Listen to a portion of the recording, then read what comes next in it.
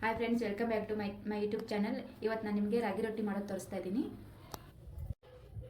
ಒಂದು ಸ್ವಲ್ಪ ನೀರು ತೊಗೊಂಡ್ಬಿಟ್ಲಷ್ಟು ನೀರು ಹಾಕ್ಕೊಂಡಿದ್ದೀನಿ ನಾನು. ನೋಡಿ, ಒಂದು ಸ್ವಲ್ಪ ನೀರು ಹಾಕ್ಕೋಬೇಕು ರಾಗಿ ಫಸ್ಟ್ ಗಂಜಿ ಮಾಡ್ಕೊಳ್ಳೋಕ್ಕೆ. ನೀರು ಹಾಕಿದ್ಮೇಲೆ ಸ್ವಲ್ಪ ನಾನು ಜೀರಿಗೆ ಹಾಕ್ತಾಯಿದ್ದೀನಿ ನೀರಲ್ಲಿ. ಇದು ನೀರು ಕುದಿಬೇಕು. ಈಗ ಸ್ವಲ್ಪ ಉಪ್ಪು ಹಾಕ್ಕೊತಾ ಇದ್ದೀನಿ. ರುಚಿ ನೋಡಿಬಿಟ್ಟು ಉಪ್ಪು ಹಾಕ್ಕೊಳ್ಳಿ. ಈಗ ಒಂದು ಸ್ವಲ್ಪ ರಾಗಿ ಹಾಕ್ಕೊತಾ ಇದ್ದೀನಿ.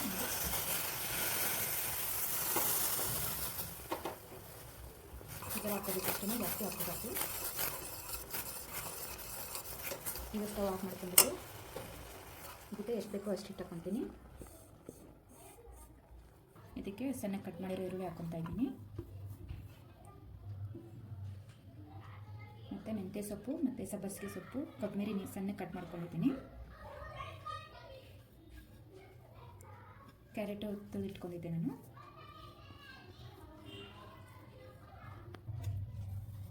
ಸ್ವಲ್ಪ ತೆಂಗಿನಕಾಯಿ ಮತ್ತು ಹಸಿಮೆಣಸಿನ್ಕಾಯಿ ಪೇಸ್ಟ್ ಮಾಡ್ಕೊಂಡಿದ್ದೀನಿ. ಕಟ್ ಮಾಡಿನ ಹಾಕ್ಕೋಬೋದು. ನಾನು ಪೇಸ್ಟ್ ಮಾಡ್ಕೊಂಡ್ಬಿಟ್ಟಿದ್ದೀನಿ ಹಸಿಮೆಣಸಿನ್ಕಾಯಿ ಮತ್ತು ಹಸಿ ತೆಂಗಿನಕಾಯಿ. ಮತ್ತು ನೀರು ಹಾಕ್ಲಾರ್ದೇ ಚೆನ್ನಾಗಿ ಮಿಕ್ಸ್ ಮಾಡ್ಕೋಬೇಕು. ಅದು ನೀರು ಒಂಚೂರು ನೀರನ್ನೆಲ್ಲ ಹಾಕಬಾರ್ದು, ಅದೇ ಹಿಟ್ಟಲ್ಲೇ ಚೆನ್ನಾಗಿ ಹಿಟ್ಟು ಮಿಕ್ಸ್ ಮಾಡ್ಕೋಬೇಕು.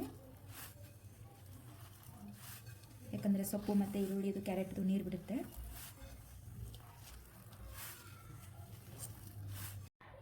ನೋಡಿ, ಸ್ವಲ್ಪ ನೀರು ಹಾಕ್ಕೋಬಾರ್ದು, ಈ ಥರ ಗಟ್ಟಿ ಕಲಿಸ್ಕೋಬೇಕು.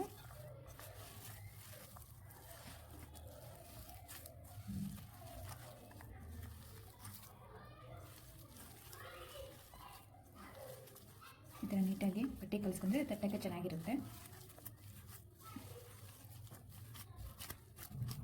ನೋಡಿ, ಇದು ರೆಡಿ ಆಗಿದೆ. ಇವಾಗ ಇದು ಸ್ವಲ್ಪ ನಾನು 5 ನಿಮಿಷ ಇಡ್ತೀನಿ. ಈಗ ನಾನು ನಿಮ್ಮ ಕೆಂಪು ಚಟ್ನಿ ಮಾಡೋದು ತೋರಿಸ್ತೀನಿ. ಚಟ್ನಿ ಮಾಡ್ಕೊಳ್ಳೋಕ್ಕೆ ನಾನು 4 ಒಣಮೆಣಸಿನ್ಕಾಯಿ ತೊಗೊಂಡಿದ್ದೀನಿ. ಸ್ವಲ್ಪ ಹಸಿ ಕೊಬ್ಬರಿ,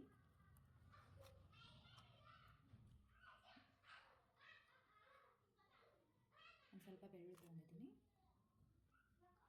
ಒಂದು ಸ್ವಲ್ಪ ಜೀರಿಗೆ, ಸ್ವಲ್ಪ ಕಡಲೆಪಪ್ಪು ಮತ್ತು ಸ್ವಲ್ಪ ಉಪ್ಪು.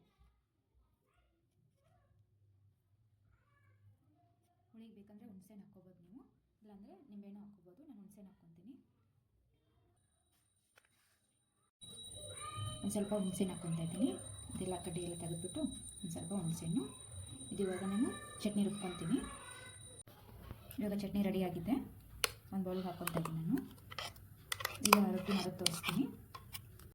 ನಾನು ನೋಡಿ ಈ ಥರ ಒಂದು ಬಟ್ಟೆ ಇಟ್ಕೊಂಡಿದ್ದೀನಿ ರೊಟ್ಟಿ ಮಾಡೋಕ್ಕೆ. ಆ ಬಟ್ಟೆ ಮೇಲೆ ನಾನು ರೊಟ್ಟಿ ತರ್ತೀನಿ. ಈ ಥರ ಮಾಡ್ಕೊಂಡ್ಬಿಟ್ಟು ಎಷ್ಟು ದೊಡ್ಡದು ಬೇಕೋ ಅಷ್ಟು ದೊಡ್ಡು ಮಾಡ್ಕೋಬೋದು ನೀವು. ಒಂದು ಸ್ವಲ್ಪ ಎಣ್ಣೆ ಹಾಕ್ಕೊತಾ ಇದ್ದೀನಿ ನಾನು. ಕೈ ಬೇಕಾದರೆ ಒದ್ದೆ ಮಾಡ್ಕೋಬೋದು ನೀವು. ಕೈದು ಆದರೆ ಸ್ವಲ್ಪ ಒಂದು ಬಟ್ಲಲ್ಲಿ ನೀರು ಇಟ್ಕೊಂಡು ಈ ಥರ ಎಷ್ಟು ತೆಳ್ಳಗಾಗುತ್ತೋ ಅಷ್ಟು ತೆಳ್ಳಗೆ ತಟ್ಬೋದು. ತವ ಮೇಲೆ ಹಾಕಿದ್ರೂ ರೊಟ್ಟಿ ಏನಿದು ಆಗಲ್ಲ. ಸೈಡ್ ಹಾಗೆ ತಟ್ತಾ ಇರಬೇಕು.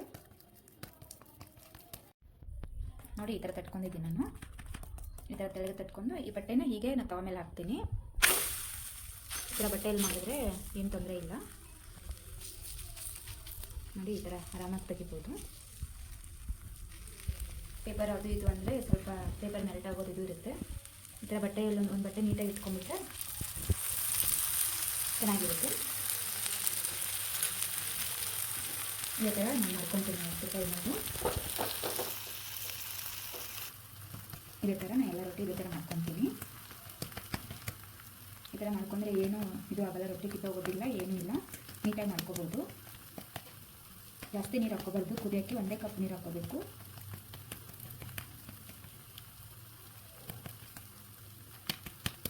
ಎಷ್ಟು ತೆಳ್ಳಗಾಗುತ್ತೋ ಅಷ್ಟು ತೆಳ್ಳಗೆ ತಟ್ಕೊಳ್ಳಿ. ನೋಡಿ, ಈ ಥರ ಚೆನ್ನಾಗಿ ಬೇಯಿಸ್ಕೋಬೇಕು ರೊಟ್ಟಿನ.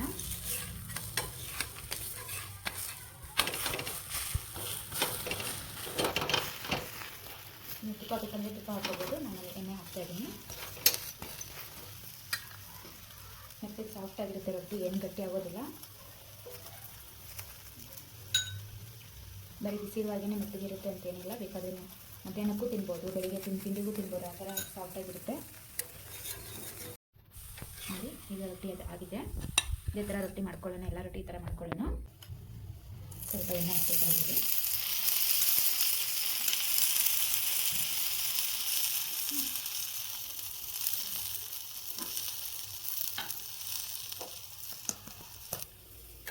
ಇದರಿಂದ ಸೈಡಿಂದ ನೀಟಾಗಿ ಮಾಡ್ಕೋಬೇಕು.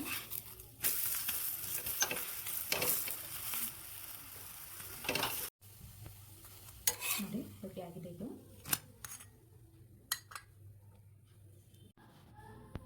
ಈ ರೆಸಿಪಿ ನಿಮಗೆ ಇಷ್ಟ ಆದರೆ ಲೈಕ್ ಮಾಡಿ, ಶೇರ್ ಮಾಡಿ, ಕಮೆಂಟ್ ಮಾಡಿ. ನನ್ನ ಯೂಟ್ಯೂಬ್ ಚಾನಲ್ ಸಬ್ಸ್ಕ್ರೈಬ್ ಮಾಡ್ಕೊಳ್ಳಿ. Thank you.